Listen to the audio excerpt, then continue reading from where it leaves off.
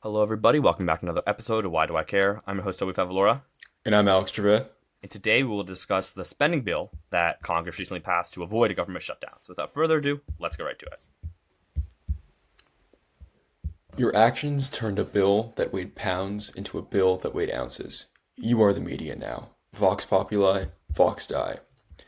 Elon Musk tweeted this from his Twitter account at 6:53 p.m. on December 20th, last Friday, as the House and Senate look to agree on a new spending bill after he and President-elect Trump torpedoed a former effort to keep the government funded through March. Yeah, a couple things to unpack here. First of all, the tweet is just like, it's so clear he thought that sounded cool. He's like, you know what? We're gonna, whatever, the Vox Populi, he's been saying that since he bought, isn't that what he said when he bought Yeah. Twitter? Yeah, he's been doing it for a few years now. Voice of the people, voice of the people. All right, like I think it's ironic that the voice of the people is like coming from a billionaire, the richest man in the world, trillionaire. Not a Who trillionaire, I billionaire. thought he was. No, Not yet. No. well, whatever. Just the fact that I even thought that was possible just goes to show how much money he has. Um, yeah, he just, oh god, he's such a loser. He's like, maybe this is why we shouldn't bully people in school because they'll turn out to be Republicans. Um, just an idea. So what happened was we needed to fund our government because we haven't been able to fund our government. Like our government isn't really funded. It's just kind of these continuing resolutions. Yeah. So what that is instead of actually funding the government for the full year like we're supposed to, we keep kind of doing it like 4 months at a time, just like pushing it down the road so that they don't have to have these really difficult kind of conversations in this bipartisan unity really like this only like ever really becomes an issue when congress is like heavily split. Like this wasn't really an issue the first 2 years of biden's um, presidency, except there was some debt ceiling stuff, but that's always a mess. We'll talk about that a little bit later. But yeah, so it's like instead of funding it for the full year, they kind of do it at chunks at a time, which is a problem because you can get to situations like this where it was like what, Thursday night, I think, that our government wasn't funded and it needed to be funded because it was going to run out on like Friday at midnight. And that's especially bad now because that would have meant a bunch of like TSA agents wouldn't be there for the holiday rush. And that would be just like a very direct impact. And obviously, you don't want the government to shut down ever. Like the federal government is like the largest employer in the US. Um, like everyone, like, they would kind of strip as many people wouldn't be able to go to work and get paychecks unless they were like, necessary or whatever. I don't know what the official word is, but Well, yeah, and with the CRs too, it's not just that the government has a threat of shutting down; it's that it keeps happening again and again. Right? We have to deal with these political pressures 3 or 4 times a year instead of just once. Right? Which was kind of the old-fashioned way of doing it, where like, yes, you might have risk of government shutdown, but typically it was averted when you pass a larger spending bill. Now we have to do that 3 times a year, and it's burning, time when we can be doing other things.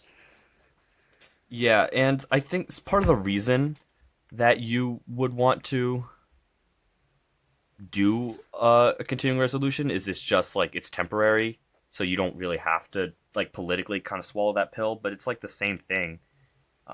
It basically it's continuing, which is like it's basically the same thing that you had already passed before. Um, uh, yeah, in general, this is not a good way to govern. You should Hmm. probably not say like wait until the last minute to decide this, but politically, it's the smartest thing to do because you can, like pressure makes dime in political situations, I guess. Like if it's the last minute and like your opponent knows that the government's going to shut down, they will kind of be labeled as the party that did that. That Hmm. can be a pretty big motivator to not shut down the government. But Trump shut it down in the past. He wanted to shut it down this time. Yeah, he did. So, what was in this bill was just funding these federal operations and also some disaster aid, which is good because there's been some talk about not enough disaster aid being kind of administered, which is true. But then again, there never really can be enough disaster aid Hmm. for somebody who lost their entire house. Like that's more than something that money can fix. But 100% more money should go there. We should try to help these people with their lives. Like it's in the news for like a day or like a week, but then kind of people forget about it. Yeah. And there are these people who need to kind of rebuild their lives, and most of the time it's not in the like high income areas. Most of the time it's people that kind of really do need this federal support. Well, yeah, and a lot of this disaster aid is going to go to victims of Hurricane Helene, which wiped out a good portion of like kind of the Appalachian western parts of North Carolina, which is an extremely impoverished area.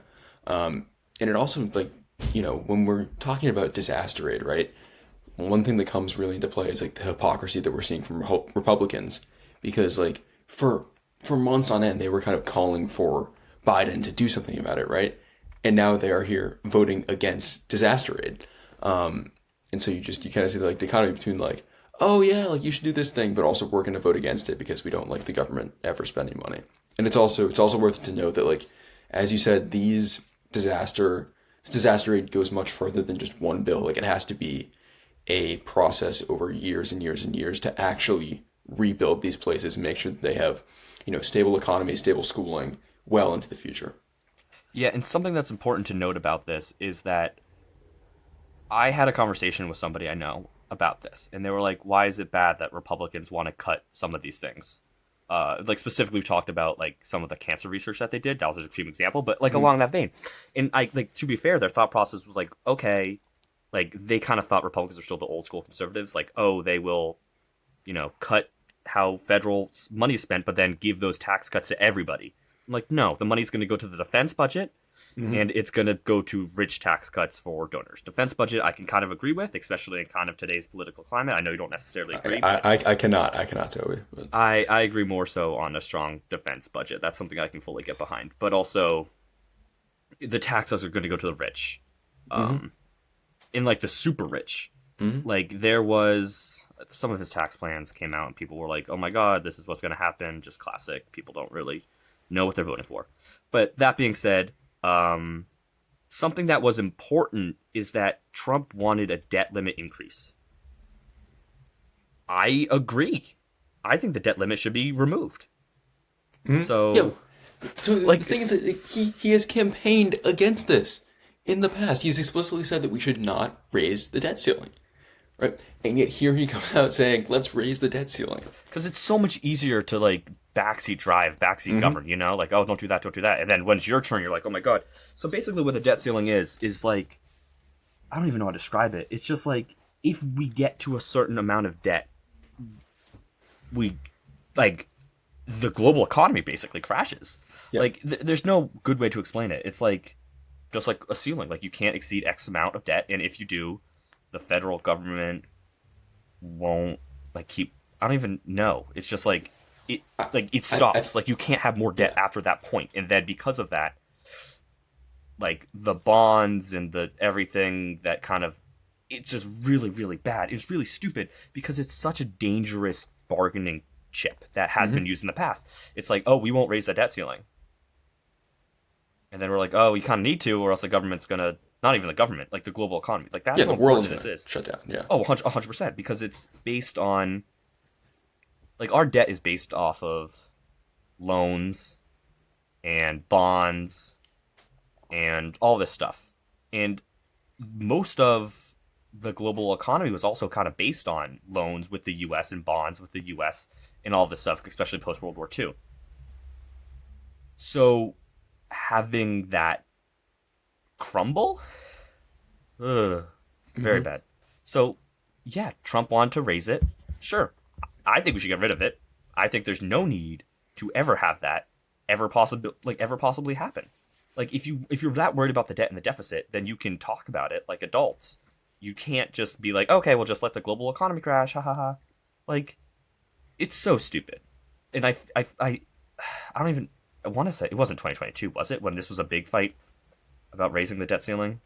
Yeah, I think it was. But, like, I feel like this also kind of underpaints, like, a wider conversation that we've been having over the last few podcasts about kind of, like, what is conservative ideology now, right? Because, like, when I think about conservatives, you think about being, like, debt hawks, right? And being like, oh, the deficit can't go beyond this. Meanwhile, Trump himself added, a quarter of the entire debt during his last term. He added 9 trillion, the most of any president ever, of our $36 trillion debt. Right. So it's funny to see their entire ideology just very quickly erode when it comes to talking about deficit hawks and debt. Yeah, but then also, like, in a bigger sense, it's like, how broken is American democracy if this is what we have to do? Is wait till the last minute to fund the government, the federal government. It's not even that big of a thing. It's just like, there's no new things really being introduced. Like, it's just kind of like the same old stuff. But anyway, they finally got something figured out. The bill passed the House 366 to 34, so that was bipartisan, and then the Senate 85-11, also bipartisan. And these are probably the most bipartisan things you're ever going to get. Like, you're not going to get everyone in the House to ever agree to anything, or everyone in the Senate to ever agree to everything, because especially in the House, the way that you make noise and make the media kind of increase your name is to be a psycho. Like Marjorie Taylor Greene taught us that. Yeah, Biden's going to sign this if he didn't already. Yeah, so we avoided that shutdown. But this only funds us until March 14th.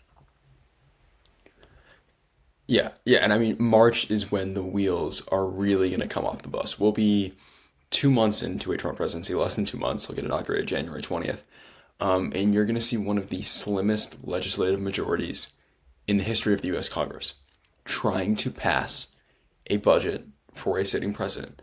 And I really think that it's going to be an uphill battle for Speaker Johnson, if he's even Speaker at that point. Yeah, I was going to say. And for President Trump, seeing how many Republicans at that point will defect and vote against him. Yeah, and the majority's slim, but then also he keeps appointing people to positions that are in the House, which is going to mean that they're going to have to wait for special elections. It's not going to necessarily flip Democratic, but it's still going to be like, there's a good possibility that they will be governing with without a majority. But still have the power of the majority. You know what I mean? Like, they will have the speaker, they will have all the committees, but they still won't have the votes necessarily being the majority. That's cool. Like we said, people don't like how Johnson worked with Democrats on this. Same exact thing happened with Kevin McCarthy. Like, this is how Kevin McCarthy was ousted. This exact same thing was to keep the government funded, and this is what Republicans didn't want. So he's already taken some slack. I'm pretty sure I saw at least one Republican is like, I'm not gonna vote for him for speaker. Yeah. Probably more since I last checked. Haven't really followed that too closely. I was watching a lot of football yesterday, but like, one vote is a lot in this slim majority. But the plans are to vote for a different person, not vote present, which doesn't really harm as much.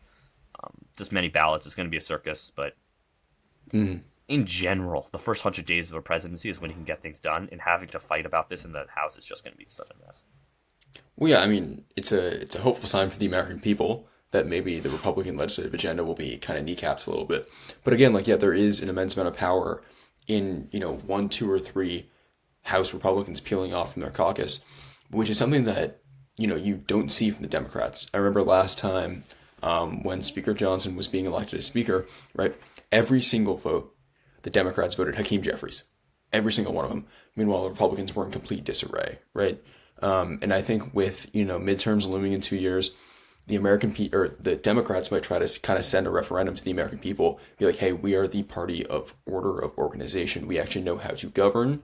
Look at this circus that's happening on the other side, right? I think that's an important message for them to send as all of this political context really plays out, and as Trump and Elon really wield an immense amount of power over the legislative process. Yeah, and that's kind of what is pretty, I guess, scary, is that we have to govern in a bipartisan way with a group that can't even govern themselves. That's like, party unity is important, and the Republican Party is completely fractured. Democratic Party is also kind of fractured, but they still hold themselves together. You know what I mean? It's like the Democratic Party doesn't really have a clear mission except opposing Republicans, which is what they need to do in the minority. Which there's issues with that, but whatever. Yeah, I guess some other stuff about this is Elon Musk's role in this all. Yeah. Do you want to talk a little about that? Yeah, so I think really to put this in context, you have to start with Citizens United. For some listeners who might not know, in 2010, Supreme Court made a landmark decision called Citizens United versus FEC, where they decided that third-party independent political action groups can spend as much money as they want in our elections. And since then, you've seen really a political arms race between both the sides, spending just tremendous amounts of money in general, midterm, special elections, literally every single election down the ballot. And in this past cycle, you saw Elon Musk take an outsized role in funding the Republican Party. He poured millions upon millions of his own dollars, seeing as he is the richest man in the United States, into Trump's campaign and into other, Republican campaigns down ballot. At one point, he was paying voters $1 million if they were, go vote for Donald Trump. He had a little contest going on, which is in blatant disregard of FEC guidelines. And what this has resulted in is one man, Elon Musk, buying his way into the presidency, into Donald Trump's ear, and telling him how he should run the country, which is, essentially the exact thing that our founders and our framers did not want to happen. They wanted no man to be a king. They wanted no man to be able to literally buy the votes of other people. And yet this is what's happening in our American democracy. Yeah, it's just like this is the definition of an oligarchy. Like literally the wealthiest man in the world is governing. Like it's not even. And it's hard for me to understand why the working class was like, you know what? The richest man in the world and a businessman, like that's what Trump's famous for. They're the best people to fight for my needs. But that's, I guess, besides the point. Yeah, Elon just really tried to, I guess, kneecap this bill and like try to get in the way on almost every turn. I guess importantly, the misinformation he spread on X or Twitter. He claimed this bill was going to give a 40% raise for lawmakers, which is not true. The maximum possible raise would be 3.8%, which is about like $6,000. So that's not true. He also said that this bill gave $3 billion for like an NFL stadium. Not true. What the bill did was move the stadium into DC. No federal funding necessary, which I think is great. Washington Commanders, They should probably be in Washington. Washington needs something, and they have a great young team this year. Not Go to Jay get... Daniels. Yeah. Oh my god, he's absolutely killing it. He's playing right now. Yeah, he's absolutely. I think he's the second best. I think best or second best QB drafted. Drake May is better than him. Yeah, that's what I'm saying. But it's kind of close between the two. Anyways, DC needs things. DC people live there, and it's just kind of nice to have That's that. True, Toby. To go there. Well, that's the thing. It's like people don't really understand how many people really live in DC. You know what I mean? Like it's not just where people go to work. It's like people live there. Yeah. The stadium should not be in Alexandria. Yeah. No, 100%. It should be there, and that's going to give money in tax revenue for DC, who doesn't really get too much tax revenue. He's also just complained about the whole length of the bill. The tweet that you read at the beginning, it accompanied a photo of the bill before and after. It was like a big stack, and then went to like a small little pile. But I mean, having more words is better. Well, yeah, and I mean, like the way that Congress has to write bills now, more words is the way you're supposed to do it. In another Supreme Court case, I know I'm going SCOTUS nerd on this episode, but they overturned what's called the Chevron deference, which is what allowed executive agencies to kind of have oversight and scrutiny over how they wanted to implement policy. Congress would write the policy, and then the executive agency would then implement it, doing kind of how they thought correct, which has always worked in American government. Now, Congress has to write out the specific provisions for how each dollar is used in these bills, right, in order to actually govern. And so that's why you end up with 1,500 page long bills, because there's just so much specific stuff about how are these $20 in Medicare going to be used, right? How are these $10 in the DoD going to be used, right? And so there's like a fundamental misunderstanding of how governance happens and how governance works now, since Chevron has been overturned, that Musk clearly does not understand at all. Yeah, and it's like just thinking about it. You want your laws to be more specific as opposed to vague because that's how loopholes are made, and that's where you know discrepancies can come from, biases can show.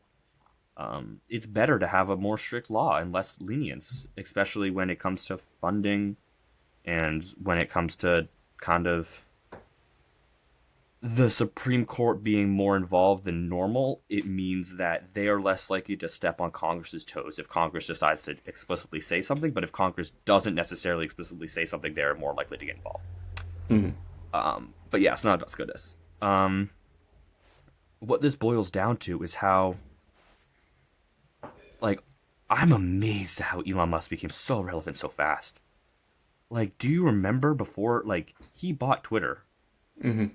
And then he slowly started more right-wing stuff, and now he's overtly, like, right-wing, and now he's working with Trump, and now he's impacting bills that fund the U.S. government. It's like, I remember him as he was just, like, the owner of Tesla, you know? Like, that was, the rise to power is because of the money that he has. Like, no one else. And then people are like, oh, George Soros, like, Democrats have the same thing. But it's like, name one Democratic billionaire that's ever tried to get involved like this. Like, ever. Yeah, I mean, it's unheard of in our American politics, or at least publicly unheard of in our American politics. Nobody has ever done it this overtly, right? There has, for decades and centuries even been corporate money in politics. That is why we have laws against corporate spending, right? Because, we didn't want the Rockefellers to be buying elections like they used to do, right? And so, like, we have these laws for a reason, but people can't seem to remember why we have them around, why we don't want billionaires running our government. And the reality is that it's been 95 years since the Great Depression began, right? And it began because of stuff like this, because of an immense wealth gap and the richest in society having a very outsized say just based on their dollar amount, right, in our political system. And that is what we are teetering towards right now. We are looking on the verge of another, massive economic catastrophe because billionaires and millionaires have so much more voice than the working man in America. Yeah, and also this frustration can be shown, like we talked about last episode, with, like, people are just upset and they're willing to do anything, including assassination. Mm-hmm. And that is what shows me that democracy is not healthy. There's a couple things. First of all, the fact that we resorted to political assassination and that wasn't publicly criticized the way it should be. Like, the fact that we've even had to have a discussion about people kind of supporting this. And GoFundMe's, like, raising money for to support this. Secondly, the influx of outside money, especially from individual people. It is slightly different. Like an influx of money from, not necessarily grassroots, but kind of smaller groups, but a multitude of them that kind of all agree. That's a little bit better than, like, one person. Like, super PACs are bad, but one person is, like, even worse because it's just him. Like, he has no one he needs to answer to. He has nothing he needs to do. So, influx of money, the resorting to political kind of violence, and the third is the villainization of the other side. Is the lack of willingness to work together and kind of the idea that bipartisanship is dead. Those three are what tell me that America is not in a good place right now, and that there's going to be something that's going to happen, I imagine, towards the end of the Trump term, that kind of not necessarily a party realignment, but more of a political system realignment. Well, yeah, I mean, Toby, like, back to your second point, you talked about kind of the breakdown of many groups, power of one, right? We're seeing that the pluralist model of democracy that people have believed to be the truth in America for years, that there are many groups that compete, but because there are so many groups, no one can gain so much power, that really the elitist model, where there's actually a very small few who make all the calls and who control a majority of the power, that is the more true model, that we've now slid into elitism in our democracy, which, as you said, is immensely dangerous for it, right? Coming back from that takes, as you said, major political realignment. It takes the working class standing up and uniting in kind of like, a 1932 type election, right, with FDR. It takes real rebellion and pushback. And it's something that I don't know if the American public has the stomach for right now. They might in 2 or 3 years, but it seems relatively impossible at this given moment. Yeah, it's just the whole thing is it's worrying, but also I would say hopeful. Like I people are so upset with the current system. I know there will be change. Like everybody is. Everybody's upset. Even people that aren't tuned into the system. They're like, why is everyone so old? Why is Hmm. this? Why is that? And because of that, people are tuning in a little bit more. Um, I do fundamentally believe that the best form of democracy that we ever will have is when every single person that is able to vote does vote. And we're not there yet, but we see turnout increasing every time because there's people are more upset. Um, and there's only so much money can do. Money can buy a lot, but money can't buy elections. Like you can't buy elections. You can't buy votes. You can try. You can run ads. You can do all these things. But what it comes down to at the end of the day is whose message is better and who has a better message for voters, and if the voters are receptive. Yeah, yeah. I mean, again and again, we come back to political communication being the core of what will dictate our democracy's future. And so, Toby, I gotta ask you, spending bill. Why do I care? Great question. The reason you should care is because, kind of at a you know, fundamental core of what government should do is it should be able to work. Like it should be able to be funded. Um, the federal funding bill is important, I guess, on an individual level, like we talked about. Like holiday travel won't be absolute hell this year. Um, we didn't really talk on it, but they were able to save a bill that was going to increase money to, or not increase, but like give money to help fight like cancer with children, Hmm. disaster relief, like all these things that the federal government is supposed to do, in the things that the federal government does do that people don't necessarily realize they do. It's funded, and that's good. I'm a liberal. I think that the government should do as much as it can for people. I think that's the role of government, and by funding the government, that's how they do it. So that's why you should care. You should care because the government is founded. Hmm. Yeah, yeah. And, my perspective, you should care because every month the government sends millions of Americans checks. Social Security, right? The most successful program we have had in our nation's history for alleviating, poverty in old age and expanding our life expectancy and expanding quality of life, right? That is one thing that this government funding bill does. It expands or it, continues to fund Social Security at the same amount, right? During negotiation, Rand Paul like introduced a bill or introduced a cut to Social Security. It was voted down 93-3, right? It is one of the most popular, kind of policies in American history, and it's often deemed the third rail of American politics. So when we are talking about, our spending, it's important to realize that like all of these policies impact people every single day in ways that many of us can't understand unless we're actually living them. And so retaining all of these spending policies far into the future and protecting our democracy as we do it is absolutely essential to the survival of our nation. Yeah, I agree completely. It boils down to who makes the decisions in our government, and do we elect them? And that's kind of the core idea of much political theory. Like we're not going to get too theoretical, but it's like who holds the power? Is it this Hmm. oligarch and Elon Musk, or is it the working class, the people who actually are impacted by the decisions that are being made? That being said, thank you guys all so much for listening to this week's episode. As always, go to whydoicarepod.com. They have full episode transcripts there. You can also check out our YouTube channel where there's going to be the lovely video recordings. Be sure to follow, like, subscribe, all that good stuff. And thanks for listening. Have a great rest of your day.